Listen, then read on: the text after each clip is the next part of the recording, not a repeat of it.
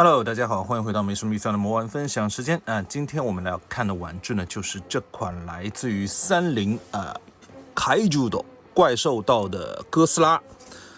标注的是1974年版本啊，东宝授权啊，30的标，正面呢是它的一个玩具实物图吧，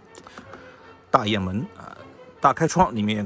可以看到玩具的本体啊，1974。侧面依旧是玩具本体的图，背面呢是它这次的玩点啊，有吼叫声啊，有磁吸的还有磁吸部件，还有 LED 的一些效果，以及版权信息。另一边呢也是玩具的实物图啊，顶部啊怪兽道和哥斯拉的剪影，底部啊哥斯拉1974。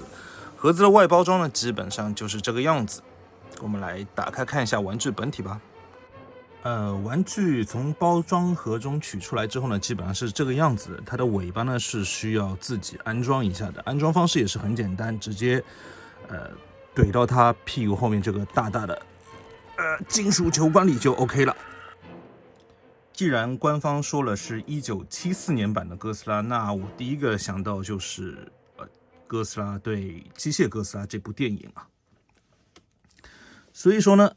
我们这一款哥斯拉对应的机械哥斯拉，我找了下啊，刚好手头有一款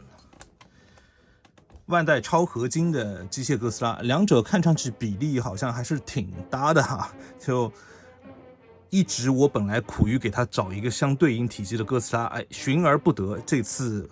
30这次算是给我雪中送炭了啊。不错啊，这一下他们有伴儿了。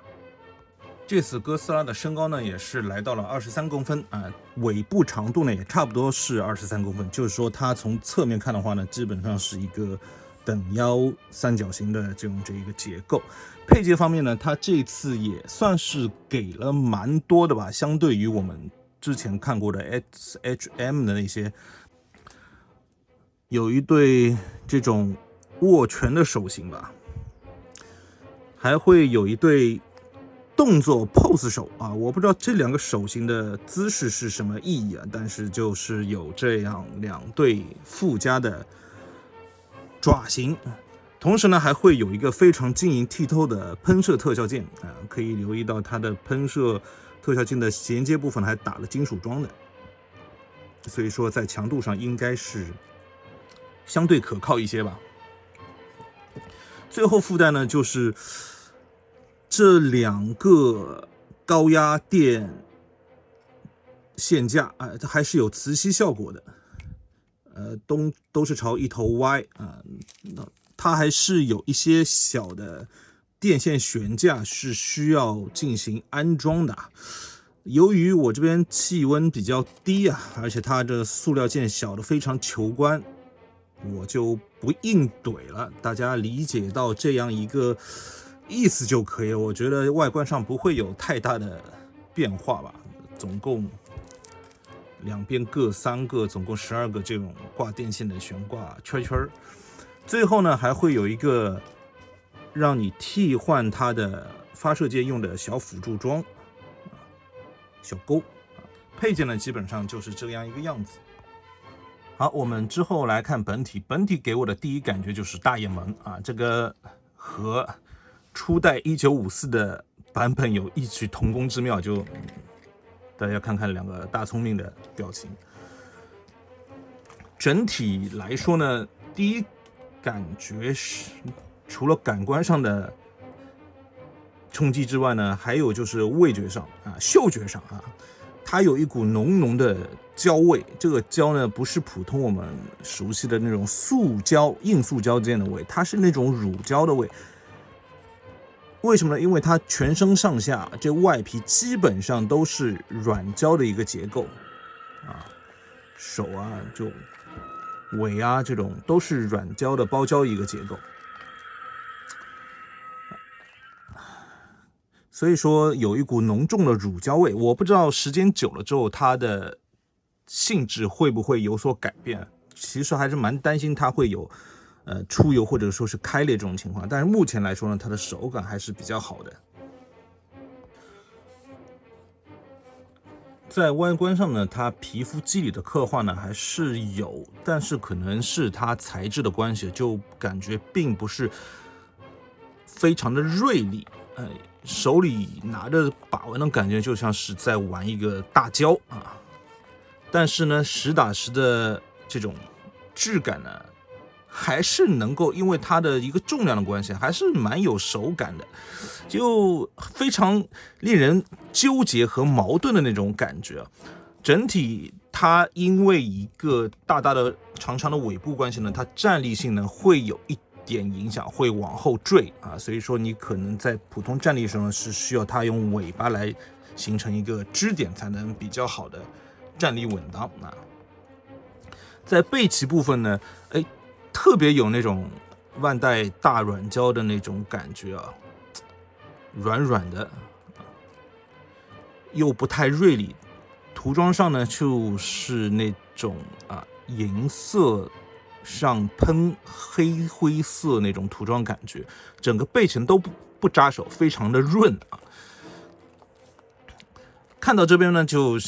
像我之前提到，它是有一个声光效果的。声，大家在我把玩的时候应该也听到蛮多了。它开关是在腹部这边，很容易捏到。大家听，有一个吼叫的声音，但是呢，不是从嘴巴发出来，是从腹部发出来的啊。哥斯拉的腹语，光线它的效果呢是在背鳍这一段啊，按压呢是它在它的靠近尾部这一段。大家可以看到它背鳍有亮出来，我关一下灯，让大家看得清楚一点啊，是这样一个效果。再按一下呢，它会有一个渐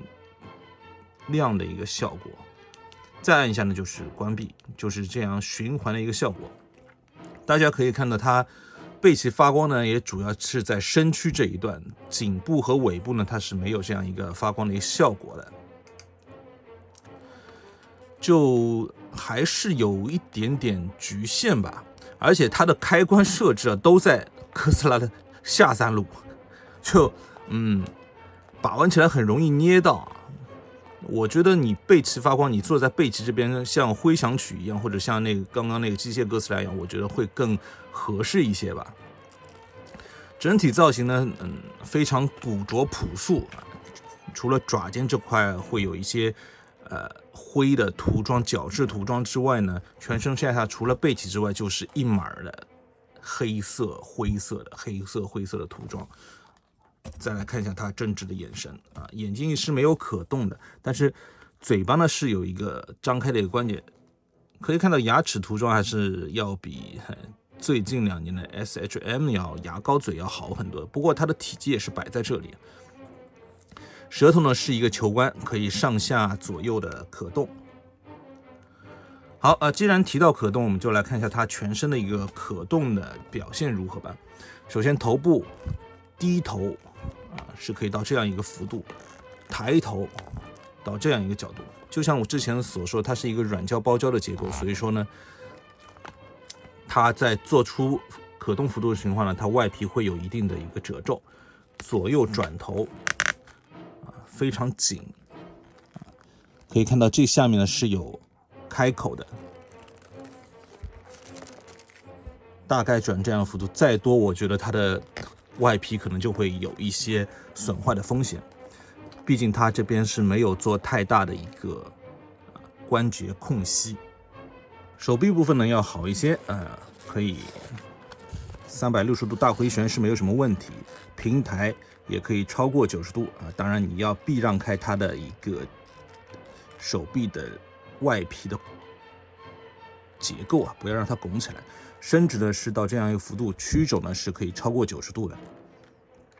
手腕普通的一个转轴加球冠的一个设置。躯干部分呢，因为它光线零件的关系呢，基本上就没有什么可动它设置了开关。腿部呢，它是一个双头哑铃关节可以下拉一段之后呢，有一个非常不错的一个平台，但是呢，中间这里稍稍会有一些穿帮的一个感觉。然后前踢可以到这样一个幅度，后踢到这样一个幅度也是没什么问题。然后大腿也是可以有平转啊，大家也可以听到我捏到它腹部它就会叫啊。这个开关设置在这里的位置是不太合理。忘记说了，它电池呢是 AG3 的电池，要3节，需要大家自备的，它在包装中并没有附带。然后屈膝是可以到90度的幅度，但是它的外皮弯折之后呢，这个膝关节会非常的不自然啊，就会瘪啊，它只有骨和皮没有肉的感觉。脚踝关节呢就是球关啊连接，然后左右接地啊，前后接地是如此这般。脚底呢会有30的 logo 和一个版权信息。尾部的可动呢，就除了刚刚我们之前安装的一个大的金属球关之外呢，它还是会有好多节的一个可动的，但是还是因为它包胶的关系啊，转了之后呢，它的整个外观表现呢，可能并不太尽如人意，这是我觉得，不是太满意的地方。但是它可动关节的设置还是蛮多的，可以做出不错的一个可动表现。可动性呢，基本上就是如此这般。好，我们来看一下替换它的一个安装特效键是怎样一个效果。可以看到它的头部上颚也是一个软胶键，我们可以借助辅助工具来拔出它的舌头，但是实际上呢，你用手拔也是可以的。大家可以看到舌头是有一个球关连接的。特效键的安插呢，也是要注意它是一个方桩对准里面的一个关节孔位进行安插。安装完之后的一个造型呢，基本上就是这样特效键效果还是非常不错的只是它在喷射的时候呢，眼睛还是往一个地方看，我就觉得稍稍有一点点出戏。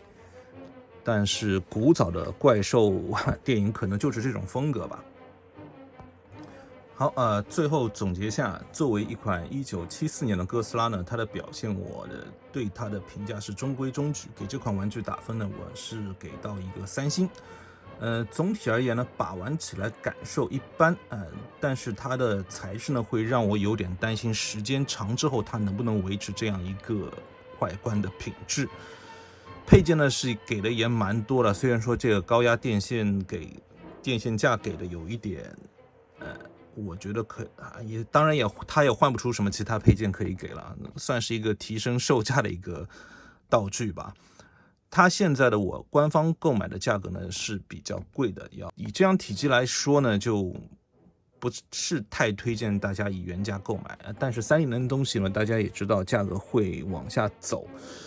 因为刚刚给大家看的那一款超合金机械哥斯拉也差不多，现在掉价只有9张多一点的价格，但是那个重量扎实和声光效果会更酷炫一点